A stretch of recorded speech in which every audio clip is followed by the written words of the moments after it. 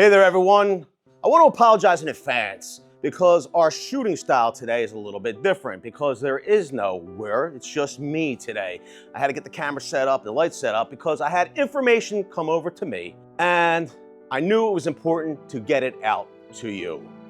So here goes. A few years ago, Flex Tools launched their new 24-volt product or tool line here in North America. And frankly, they were some of the most powerful and innovative tools in the marketplace. They consistently outperformed and exceeded expectations. But a lot of that didn't matter to you. It was their initial launch, their Flex Faceof, that left a bad taste in some of your mouths. You said things like, they used paid actors. The contests weren't set up fairly between the brands. Some other concerns were that the tools could be big and bulky, perception-wise. And here's the big one that we all shared. The pricing was right at the level of some of the top competitors in the marketplace. I mean, it's a brand new tool line. Why would Flex be the #1 performer at such a big size, but also be able to charge so much? These were a lot of concerns, and rightfully so. That's why Flex has said goodbye. We have some important information, and we're going to share it with you right after this message from our sponsor, VCG Construction. Want to help out with the channel? Then head on over to their merch store. You get hats, hoodies, t-shirts. Link will be in the description below. Welcome back, everybody. If it's your first time here, welcome to you especially. My name is Vince. The list of concerns from people that use tools, tradespeople, hardcore DIYers, homeowners, it seemed almost insurmountable. I thought to myself, how will Flex overcome all of these concerns? I knew that competition entering the marketplace would only be good for consumers because competition brings up innovation and brings down cost. It's always nice to have another competent player, but how could they ever become a competent player if you were not willing to try the platform? And that's because of those concerns that we spoke about. For instance, with their Faceof program, it almost was put in a light to where Flex was literally unbeatable. It wasn't believable to a lot of you to see in every contest, whether it be impact drivers, hammer drills, recip saws, even oscillating multi-tools, Flex came out #1. There had to be an issue, and we kind of wanted to get to the bottom of that first. A lot of the very cool gangs started doing research. Lo and behold, we found out that the people in the videos were not tradespeople. They were paid actors who at some point maybe were tradespeople, and they had maybe worked here or there, but they were hired as paid actors to run these competitions. Now that could be a huge problem. A red herring, maybe? Is that what it's called, a red herring? Not certain. But here's the thing, as an independent tool reviewer, regardless of biases, we want to give the viewers 100% factual information, and the only way to do that is through our independent testing. We said to ourselves, why is Flex not using normal contractors or tradespeople during these Flex Face-Off events? And after talking with the brand themselves, really don't have a clear-cut answer for that. But what I can tell you, we ran our independent tests in multiple videos, even duplicating some of the testing rigs that Flex used. And what we found was the results were factual. The results were clear that, yes, Flex tools really did outperform the competition. Matter of fact, brands have released multiple generations, new generations, and Flex still outperforms their newest offerings. A lot of that innovation has been baked in from the beginning when Flex was designing their 24-volt platform, knowing that they were going to innovate with stuff like pouch lithium. No other tool platform has been built from the ground up, taking into consideration using such high amperage battery packs. Flex had a clear advantage when it came to performance. And they continue to have that advantage now. A second concern from a lot of you was that the platform, the batteries, the tools, they're just too doggone big. And if you look at some of the tools themselves, they're not really much larger than the competitors. I think it has a lot to do with maybe the size of the battery packs, being that they're 24 volts. There's an additional cell or maybe even pouch within those packs that might give it some extra height or even additional weight. The tools themselves can be heavy compared to a comparatively sized tool from the competitors, and I would think that that's because of more robust materials used inside the tool, because the sizes of the tools are not that much different.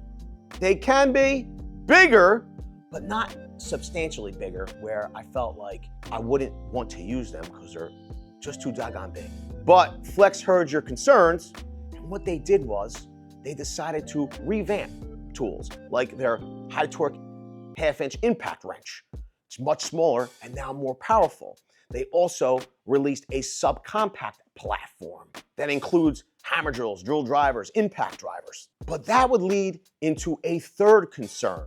Although Flex has tools that outperform the competitors, their breadth of tools isn't large enough for you. A lot of you said they don't have the tools that I need to get my job done. For instance, carpenters. Yes, they have an impact driver. Yes, they have a hammer drill or a drill driver. But as a carpenter, I need large saws like a miter saw or table saws. They don't have them yet. In that same breath, you said they don't even have any cordless nailers. As a carpenter, how can I adopt this platform? And I wholeheartedly agreed. The question that I got asked most would be, hey Vince, I'm on X brand or Y brand. Yeah, Flex performs better, but should I adopt them? And my answer was always the same. If Flex has the tools at the right price and they perform better, but most importantly, do they have the tools you need to accomplish your job? If you can answer yes to all of those, then yes, consider adopting the platform. And a lot of you had said, no, as a carpenter, I can't adopt this platform. It's just not there. And that went on for a year or two, where there was no clear-cut trade that could adopt the platform until about maybe a year ago. Flex decided that it was time to not only go wide in their offerings, but deep, especially in the carpentry segment. They gave tradespeople, carpenters, a 12-inch double bevel compound sliding miter saw. Frankly, one of the most feature-rich in the industry when it comes to job site miter saws. They also came out with two table saws, a 10-inch and an 8-inch. Both of them feature-rich, but those saws, all three of them, had a feature we hadn't seen in a long time, years, maybe even a decade. They had the ability to run on Flex's battery platform, but you can also plug them into a wall with an adapter. I always say, especially for large saws, if you're going to set up a cutting station that's going to be stationary and there's power available, does it make sense to run through battery cycles? It doesn't. Even if they're the most advanced pouch lithium battery packs in the industry. Yes, Flex has pouch lithium that gives you smaller batteries that are able to put out more amps. They're able to charge faster, run cooler, with some of the most advanced chargers in the industry. Even if you had that technology, why wouldn't you plug in? Flex gave everybody that option. I thought it was great until I started reading the comments, and it kind of clicked in my mind. Like, Flex made this adapter to work with just the saws. Why would they do that? why wouldn't this adapter work with other tools? Why not have the ability to run high draw tools like a grinder with this adapter? Grinders notoriously burn through batteries rapidly and actually heat them up fairly rapidly as well. We got our hands on that adapter. We took every flex tool that we owned and we tested each and every one to see if it actually would run. Spoiler alert, some did, some didn't work with the adapter. You can see all the results in this video over here. Go and check it out. This gave an option to a lot of you and you liked it. And so did I. Kind of made me feel like Flex was listening to the concerns that we had about the cost of batteries. They're not cheap. Almost a year has gone by since those saws have been released. That's how long we've been waiting here. I'm saying, okay, when are these other carpentry tools that I need going to be released or announced? What's going on with Flex? How come I'm not seeing anything from them? It's been a year. Let you know that we did a video, a live stream, I guess it was a couple months ago at this point. Flex has launched an entire breadth of new nailers. Almost a whole field of nailers. There's not anything really missing. And I think the announcement of those nailers put some carpenters at ease that Flex is here to stay. Flex is supporting my trade. They have the power, they have the battery technology, they have the tools. The only question was price. Some of you were willing to dive in.